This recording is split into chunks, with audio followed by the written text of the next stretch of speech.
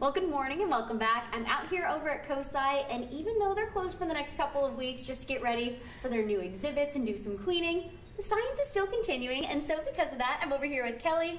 And Kelly, what's going on with this over here? Yeah. It seems like something that you wouldn't always see. Absolutely. So, good morning, Liz. Right now, we are going to go ahead and dive into some science that is right up your alley. Let's talk a little bit about the weather. And a lot of times, as a meteorologist, what you do is you are always keeping us up to date on the latest weather patterns and if there's a storm coming.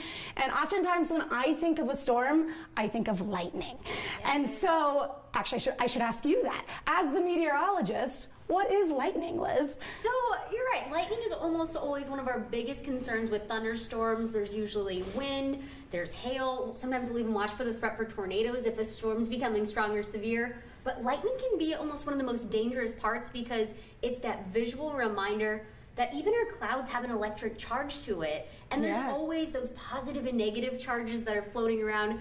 But sometimes when they get a little too great or unbalanced, you can get that electrical charge coming out of the clouds and sometimes even connecting to things like a tree. So that's why you really got to make sure you're going inside because of that. That is true. Well, thank you for always keeping us up to date on that. And exactly like you said, so lightning essentially is that large discharge of electrons. And so here I actually have a Tesla coil right here next to us. And Tesla coils are a device that allows us to be able to experience high voltages. And so oftentimes when you think of Tesla, the first thing that people think of is like the electric car, right? Yeah, you think of the car. And so the electric car is named after the famous inventor and engineer Nikola Tesla, who was in the 1800s. One of his big claims to fame was creating the alternating current system, which actually has kind of paved the way to be able to all of our technology today and all of our electronics. It has paved the way for all of that. And so starting right here with the Tesla coil.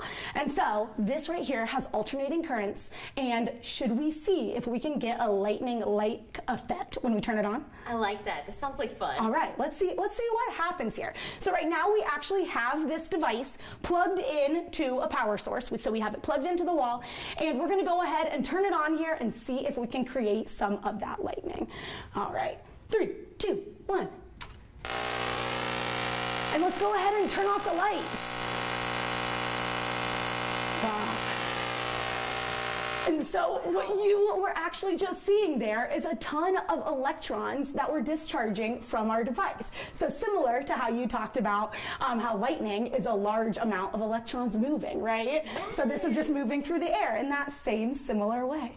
Now what I'm actually going to do next is I'm going to hand you this tube, and this has a gas inside of it, and we're going to see what happens when we get it close to our Tesla coil and to that electron discharge. So we're going to go ahead and turn this on one more time. Oh, wow. Go ahead and get it closer. So what's actually happening right now is those electrons are exciting the gas inside the tube, making it glow. Isn't that neat? Wow. And different gases will light up to be different colors as well. Now, right now as well, you will see that this is continuing. The electrons are continuing to give off because it is connected to a power source, whereas during a lightning storm, you are going to get that quick discharge, and then it goes away, right? And that's from the power, too, because you didn't have to be that close in order for it to really pick up on the Exactly. They're really moving through the air there. So, anyways, when COSI is back open, we will be back open on October 1st. This is a type of experience that is sometimes at some of our special events that may be brought out into the building for guests to see and to engage with as well, and to be able to see this in action, these electrons, this lightning of sorts. That's so fun. And October 1st, that's going to be when some of the new exhibits open up, right? Yes, absolutely. So on October 1st, we will be back open to the public with Doc McStuffins.